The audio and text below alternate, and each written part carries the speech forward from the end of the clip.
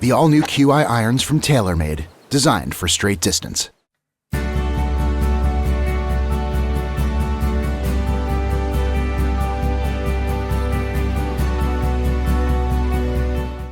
Dean, thanks for joining us inside the ropes. It is a special week out here at the Carman Golf and Curling Club celebrating your 100th anniversary. Yeah. From a guy that grew up at this facility and now continues to manage it here today, what does this week mean for you?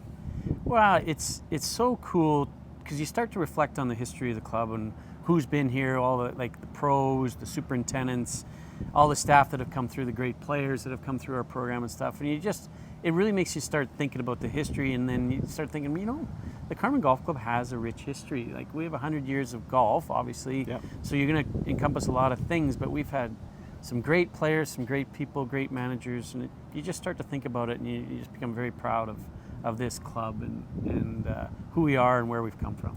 Let's talk about some of those highlights here over the last 100 years and maybe the top 2 or 3 that, I know you weren't there in day one, but the majority of the ones that really pop up for you. I would say Kevin Giesbrecht, winning 3 Manitoba Juniors as a member of this golf club. That's got to be one of the highlights. Bruce North has won 2 seniors. That's my uncle, so that's near and dear to me. I won, as a junior, I won the Canadian Team Championship when I was 18, alongside Rob McMillan, Darren Magda and stuff. So we've got a Canadian champ. We've got 3-time Manitoba Junior champ, senior champs. And then there's interclub champs over the years. Interclub Carman, I want to say it was the early 70s. Never could really win an interclub. And then my dad tells a story of a few members, and he won an interclub in early 70s, and that was a real breakthrough for this club. And we've had so many great people around here. The Barry Sanders, Parker Sutherland was our superintendent. Rob Hams, our current superintendent. Yeah. Just all the people that have been involved around here. Peter Ewart, Pat Kemble, Mike Gottfried, some of the pros. Just a rich history. And as we take a look behind us, once again, this course is in fantastic shape from tee to green. And it's a course that's stood the test of time, but you've also made some tweaks here over the years, haven't you? Yeah, we've done some things with maintenance of the course over the years, for sure. We've never tweaked it to get more distance, which I think is rare nowadays. Our golf course is known for being well manicured. We're tight off the tee boxes, on the back 9 especially. You can get a little claustrophobic back there. And then the greens are tricky, right? Like, if you don't think your way around the golf course and don't put your ball in the right position with some of these pin placements and with the greens, not that the pin placements are bad, you're going to really struggle. And we're not 6,000 yards, right? And so we'll host some of the better players, and they shoot 70, 69.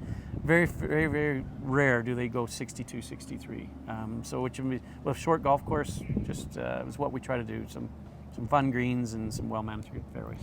For a guy that's played it so many times like yourself, do you have 1 or 2 favorite holes out there?